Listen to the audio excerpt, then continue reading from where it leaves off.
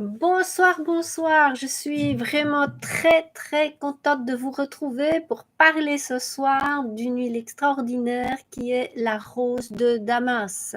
Je pense que beaucoup d'entre vous qui avez suivi mes cours devaient déjà la connaître, mais ce que je vais vous raconter va être quelque chose que j'ai découvert dimanche dernier lors du cours d'Aroma 4. Donc, pour tous ceux qui ne me connaissent pas, vous êtes avec Marie-France Pierre. Je suis située à Liège, en Belgique, où je suis formatrice, coach. J'écris aussi. Donc, bien sûr, je donne pas mal de formations en aroma. Les prochaines, ce sera au mois de janvier. Mais je veux vraiment ce soir vous partager quelque chose d'extraordinaire avec ces merveilleuses petites huiles essentielles de rose de Damas. Alors, la rose de Damas, elle est une des huiles essentielles qui vibre le plus haut. Dire qu'elle a un potentiel électrique aussi qui se mesure. Et ce potentiel électrique lui donne 320 Hz. Donc 320 Hz, c'est quelque chose de très très haut. Il suffit que vous alliez sur mon site Sentir et Ressentir, vous regardez les différentes catégories, vous choisissez bloc. Dans bloc, vous avez phytothérapie, donc une catégorie qui s'appelle phytothérapie. Et là, il y a un article sur l'éclat rose qui contient de la rose de Damas. Mais là, vous allez voir à quoi correspondent ces 320 Hz et aussi comment ils peuvent nous être bien utiles. Alors, l'histoire commence en fait dimanche. Dimanche, lors des exercices de la formation Aroma 4, je décide de faire un petit cadeau à mes élèves en leur offrant un exercice extraordinaire sur la rose de Damas. Pensez 4 tonnes de pétales pour faire 1 kilo d'huile essentielle de rose. Et lors de cet exercice, je constate que chaque personne a reçu la réponse dont elle avait besoin pour avancer dans la vie, pour comprendre certaines choses, pour rendre conscient ce qui est inconscient. Et comme je fais l'exercice en même temps, puisqu'en général les exercices, je les canalise, eh bien, moi, je vois cette rose de Damas se poser sur mon cœur. Et je demande à cette rose, mais pourquoi te poses-tu sur mon cœur? Et elle me répond, je me dépose à cet endroit pour aller vraiment guérir les blessures de non-amour. Et ces blessures de non-amour, ce n'est pas seulement celles que toi, tu as vécues dans ta vie, mais c'est aussi pour guérir la blessure de non-amour de tes parents, de tes grands-parents. Donc, de là, je me dis, c'est quand même extraordinaire que lorsqu'on apprend à travailler les huiles essentielles, non plus juste au niveau pharmacologique ou au niveau beauté, lorsqu'on arrive, je vais dire vraiment comme dans l'aroma 2, arriver d'abord dans l'émotionnel, dans la caractérologie et puis dans l'aroma 3, donc un petit peu voir tout ce qui est symbolique, analogie et puis arriver dans l'aroma 4 à vraiment rentrer en communication.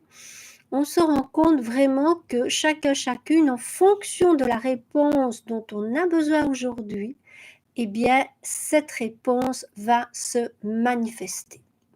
Alors moi, j'ai vraiment été très heureuse de voir que la réponse de non-amour ne me concerne pas juste moi, ici, mais tout ce qui était au-dessus de moi. Et la rose a terminé par me dire « et tout ce qui est en dessous de toi ». En dessous de toi, bien sûr, ce sont les enfants. Donc là, c'est vraiment une découverte extraordinaire de voir que lorsque l'on peut prendre la peine de travailler la respiration, je vous rappelle qu'un des 5 e-books que je vais mettre en ligne normalement pour la semaine prochaine, vous avez tout l'art d'apprendre à respirer. Donc, il y aura 5 e-books et un parmi ces 5 vous permettra vraiment d'apprendre à respirer.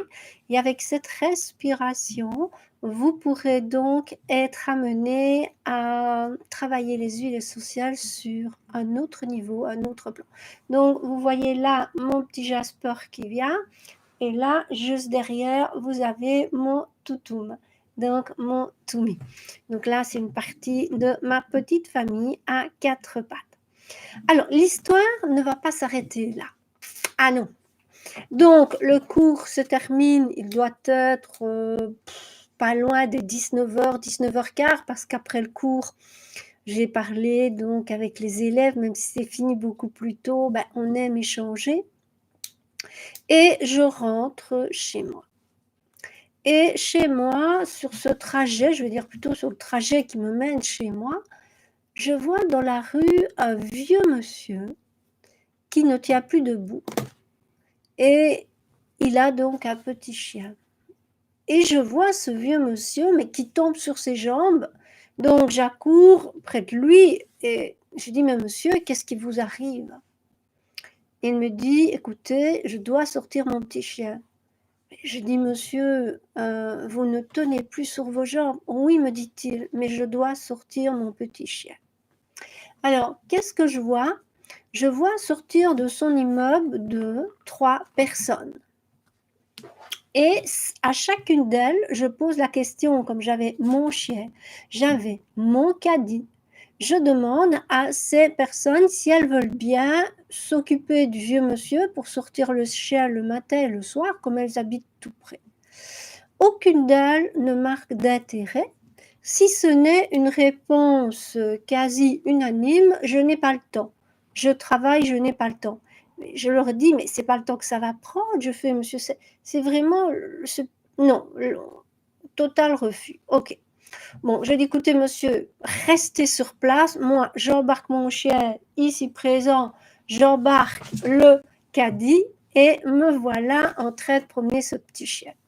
Puis je reviens, je me dis, comment vais-je faire pour le transporter jusque chez lui, parce que je n'ai pas la force de porter quelqu'un qui ne tient pas sur ses jambes. Donc, à ce moment-là, un jeune homme de 23 ans, je l'accoste dans la rue et je lui dis, écoute, tu dois absolument m'aider.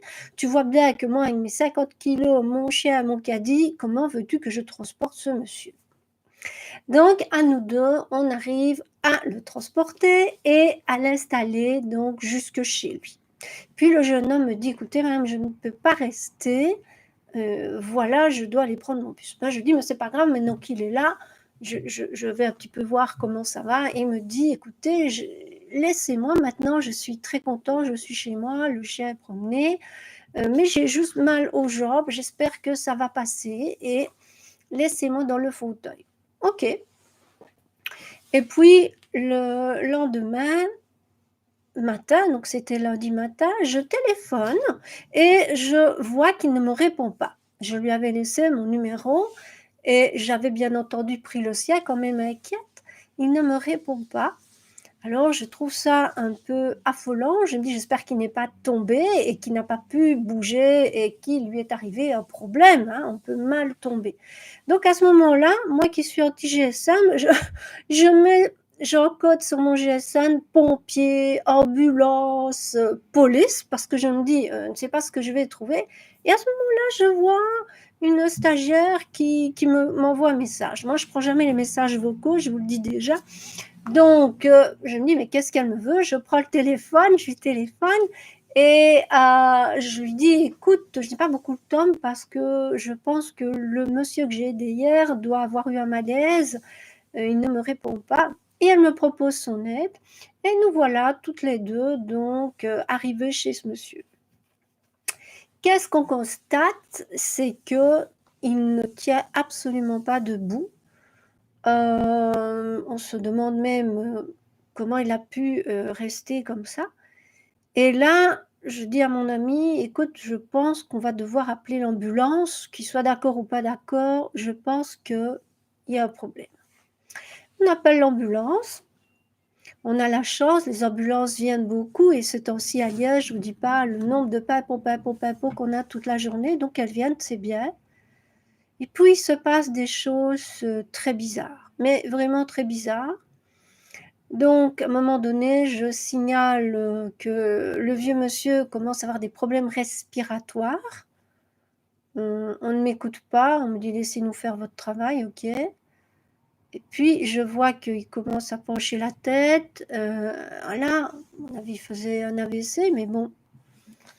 Il s'est passé des choses tellement bizarres que finalement, il y a eu un geste, qui a été fait que je ne vais pas développer ici, mais ça a entraîné la mort de ce monsieur. Donc nous étions toutes les 2, mon amie et moi, très, très mal à l'aise de voir qu'en fait, en respectant un certain protocole, ce monsieur a perdu la vie. Donc de là, il est mort devant nous. Nous avons été très, très choqués et nous sommes partis parce qu'on ne peut pas en vouloir aux personnes qui ont fait cette action. Soit elles respectaient le protocole, soit elles étaient très fatiguées et n'ont pas fait attention. Mais voilà, c'est comme ça que ça s'est terminé. Donc de là, je suis très, très mal. Je rentre chez moi et je me mets à crier, mais même pas à crier, à hurler. Un cri que j'ai jamais poussé de ma vie. Je l'ai poussé, mais vraiment plusieurs fois. Et dans ce cri, j'étais vraiment en colère, j'étais vraiment honteuse d'avoir vu d'abord le soir la différence des voisins, donc qui étaient vraiment ses propres, très proches voisins. La différence aussi, je vais dire, dans la rue, de tous ces gens qui nous regardaient, qui nous disaient: «Bonjour, bonjour». Je dis: «Oh monsieur, vous le connaissez?» «Non, je le connais pas». «Ah bon?» Mais je me dis: «Pourquoi ne pas nous proposer un peu d'aide?» Bon, c'est pas grave, OK, c'est comme ça maintenant apparemment. Puis le lendemain, de voir qu'au nom de certains protocoles, mais on ne prête plus attention à la vie. On prête attention aux protocoles et on ne prête plus attention à la vie. Donc de là, le soir, j'avais la grande chance de rencontrer une de mes stagiaires et cette stagiaire, ben, je lui dis: «Ben, voilà, moi j'ai vécu, vraiment, de petites 24 heures, très bizarres» et je me mets alors à pleurer, mais quelque chose, vraiment une fontaine qui ne s'arrête plus. Et comme mes stagiaires, avec toutes les cours qu'elles ont suivis, ont développé vraiment un 6e, 7e sens, je lui dis: «C'est pas normal, de pleurer autant», parce que je le connaissais pas finalement. Et alors à ce moment-là, je lui dis: «Il y a autre chose derrière» et cette autre chose derrière, je lui ai demandé de le chercher pour moi parce que j'étais vraiment en train de pleurer. Je n'avais vraiment pas, ce côté pour pouvoir le chercher moi-même et on arrive à cette blessure de non-amour dans ma lignée paternelle d'abord et puis à cette blessure de non-amour dans ma lignée maternelle. Donc j'ai dit: «C'est vraiment hallucinant», je fais, parce que hier, j'ai reçu en canalisation d'utiliser la rose dans mon cas pour la blessure de non-amour et tu me parles justement de non-amour dans ma lignée maternelle et dans ma lignée paternelle. En fait, il faut savoir que beaucoup d'entre nous, une personne sur 5, en général, a dû avoir dans sa famille des personnes, des parents ou des grands-parents ou des arrière-grands-parents qui ont été victimes d'inceste. Les statistiques, c'est 1 sur 5. Donc moi, dans ma patentèle, quand j'avais fait le compte, j'avais vu qu'effectivement, la moyenne, c'est 1 sur 5. Et la stagiaire me dit avoir vu, elle, un très beau documentaire qui s'appelle justement 1 sur 5. Bah, je lui dis: «Écoute, moi, ça fait des années que j'ai constaté qu'au moins une personne sur 5 avait vécu cela». Et elle me dit: «Bah, apparemment, on avait découvert dans un autre exercice, il y a bien 1 an d'ici, que du côté paternel, ça avait existé chez moi et qu'apparemment maintenant également on le retrouve dans le côté maternel». Donc je me dis: «C'est vraiment hallucinant». je reçois cette merveilleuse rose de Damas avec cette possibilité de guérir ces blessures de non-amour. Donc pourquoi je vous parle de la rose? Pourquoi je vous parle du non-amour? Pour que vous soyez vraiment très, très vigilant, très, très vigilante à ne pas entrer dans l'indifférence. Parce que lorsque il y a un problème, maintenant on va dire qu'il s'agit d'un problème mondial, on ne va plus parler d'un problème qui est juste entre 2 ou 3 pays. Nous vivons un problème mondial et on a tendance, en fait, ceux qui provoquent, je vais dire, ces conflits, ces attitudes, qu'elles soient bonnes ou mauvaises, il va toujours y avoir ce qu'on appelle une minorité. Et la minorité, on connaît, il y a 60 ans d'ici, 80 ans d'ici, pardon, 80 ans d'ici, puisque 40, 60, oui, il y a 80 ans d'ici, la minorité, c'était une communauté.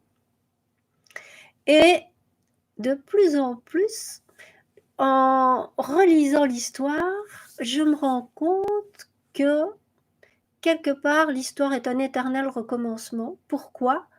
Parce que peu de gens consacrent du temps à faire des recherches sur eux-mêmes, sur comment ils fonctionnent, c'est quoi la vie, c'est quoi se lever chaque matin en se disant mais voilà, c'est merveilleux, je me réveille en vie, alors que des millions de personnes tous les matins n'ont plus l'occasion de se dire puisqu'ils ne se réveillent pas.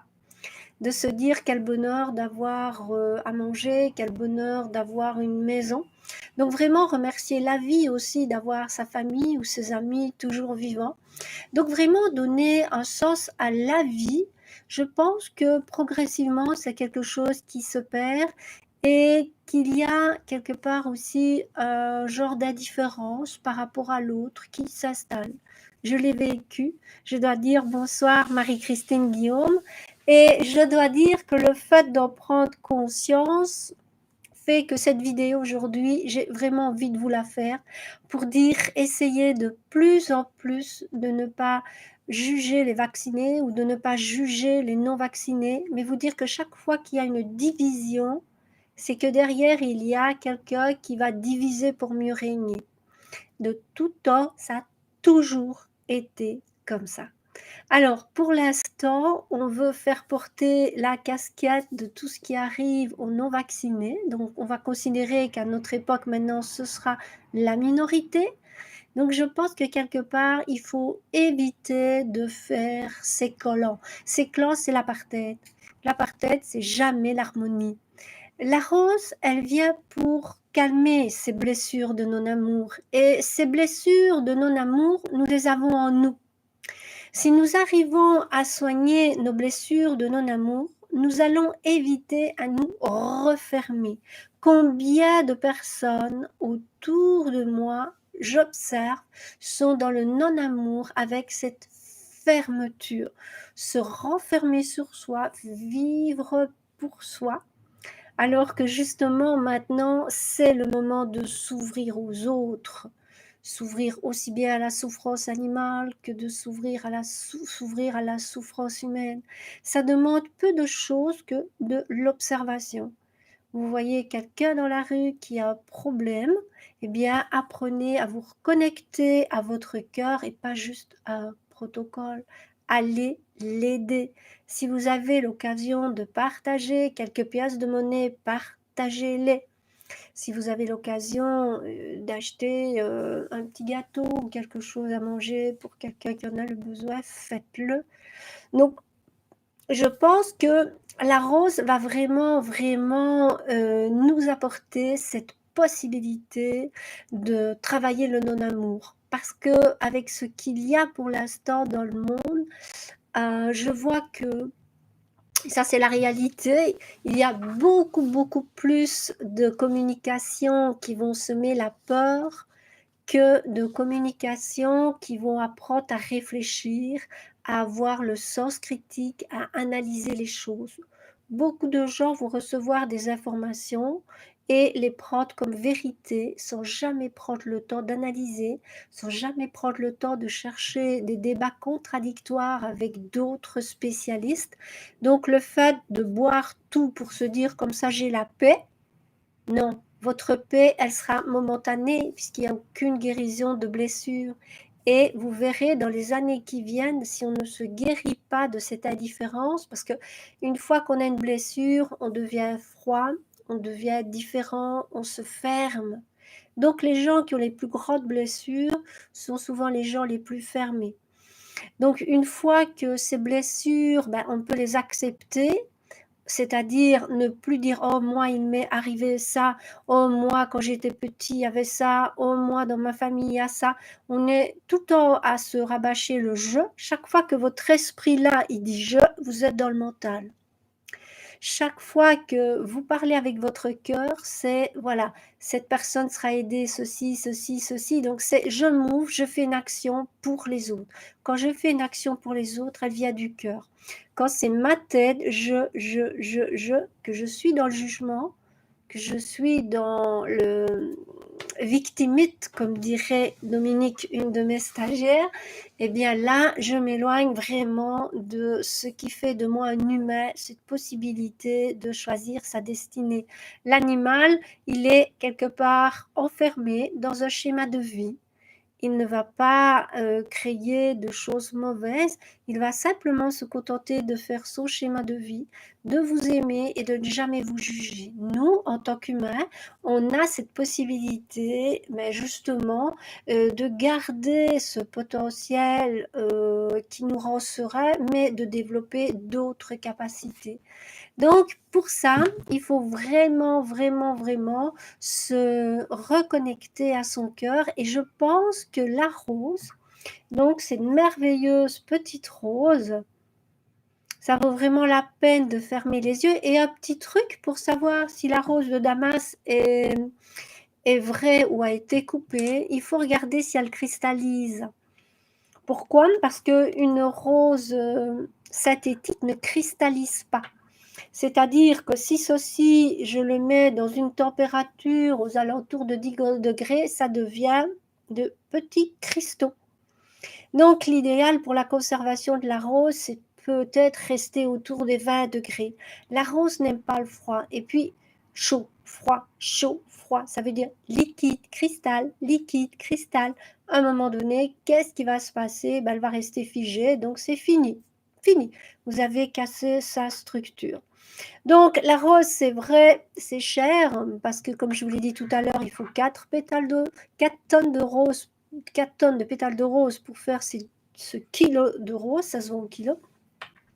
C'est pour ça que dans l'éclat de rose que vous pouvez retrouver sur mon site, vous avez de la rose de Damas bio. Hein, je prends toujours la rose de Damas bio. Et croyez-moi, ça vaut vraiment la peine de l'essayer. Alors, pour les personnes qui n'ont jamais travaillé la rose et qui n'ont jamais fait de travail sur elles-mêmes ou qui ont une très grosse blessure ici, c'est mieux d'abord de commencer par sentir ceci. Donc, ceci, c'est l'éclat de rose. Il suffit d'en mettre, attendez, je vous ouvre ma bouteille. Voilà, il suffit de mettre quelques gouttes sur votre main et puis de commencer à sentir pour l'apprivoiser.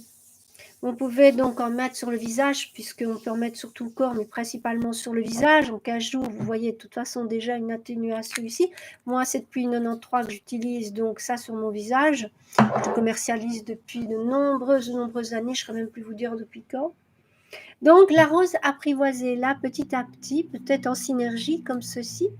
Et quand vous êtes bien habitué, peut-être alors seulement dans un deuxième temps, sauf pour les personnes qui sont habituées à sniffer toutes les huiles essentielles, sa vibration est tellement forte que si vous êtes dans un état émotionnel qui n'est pas stable, vous pourriez avoir des effets secondaires. Alors, c'est quoi un effet secondaire? Ça peut être l'œil qui se met à clignoter comme ça ne s'arrête pas pendant quelques minutes. Ça peut, si vous la sentez le soir, mais vous faire des cauchemars d'une intensité que vous n'avez jamais vécu, pire que les pires films d'horreur. Donc, ça peut aussi vous donner un petit blocage respiratoire. C'est-à-dire, ce sont toutes des émotions qui sont présentes lorsque on n'est pas trop stable émotionnellement. Donc la rose, c'est pour ça vous l'apprivoisez d'abord dans un mélange mais dilué avec d'autres huiles. Et puis quand c'est le moment, bah, vous la prenez pure, la sniffez d'abord, vraiment apprendre à la sniffer. Je vous renvoie donc à cet e-book qui sera bientôt en ligne puisque l'équipe a pris énormément de retard, mais vraiment beaucoup de retard, ce qui fait qu'à partir de la semaine prochaine, je vais vraiment tout maintenant reprendre en main puisque le gros du travail est fait. Et une fois que les e-books seront mis en ligne, eh bien, on va voir par quel cours en ligne on va commencer pour les vidéos, les formations en ligne. Donc voilà, la rose de Damas, c'est hyper précieux. Et si vous faites partie de toutes ces personnes qui aimaient le décodage biologique, eh bien, si vous utilisez l'olfactothérapie, vous allez voir aussi où elle va vous transporter.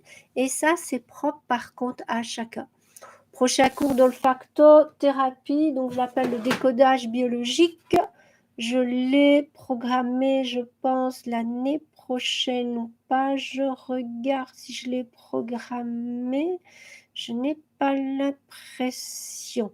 Non, donc j'avais programmé en 2021. Il est possible que ça soit alors programmé après les grandes vacances ou pendant les grandes vacances, je ne sais pas. Non, le prochain cours en 2022, c'est aromathérapie, communication animale, oracle d'Ève 2. Donc là, je rappelle à tous ceux, toutes celles qui ont suivi l'oracle d'Eva de se dépêcher de s'inscrire parce que Evelyne ne prendra que 8 personnes et je pense qu'il y en a déjà 4 ou 5 d'inscrites. Donc voilà, tous les cours se trouvent bien sûr sur le site Sentir et Ressentir à la rubrique formation. Il reste une place pour le cours de réflexologie plantaire de ce dimanche, un cours vraiment extraordinaire parce que vous allez apprendre à avoir notre regard sur le pied. Vous allez apprendre les gestes idéaux pour relaxer très rapidement quelqu'un. Et puis les principaux organes, comment est-ce qu'on peut les intégrer aussi à un massage corps. Voilà, ça c'est pour les dernières nouvelles, je vais dire, de la formation, des formations de cette année et de l'année prochaine. Vraiment, allez visiter l'agenda sur le site.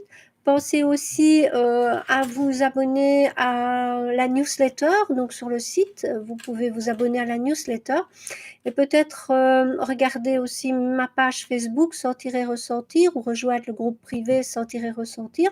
Je vais mettre régulièrement des articles en vente puisque je vis toutes les armoires de l'Institut, ce qui servait à faire les merveilleux étalages qu'on faisait régulièrement avec Florence.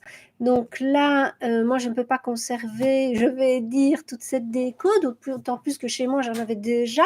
Donc là, je la mets en vente, ils ne sont pas du tout abîmés puisque bon, ça a toujours été bien gardé dans ces grandes armoires.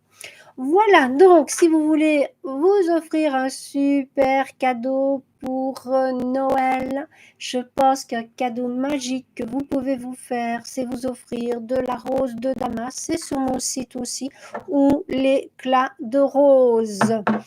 Voilà, donc vous étiez avec Marie-France Pierre, donc située à Liège, en Belgique, coach, formatrice, écrivain, conférencière, vraiment au service aussi de la cause animale.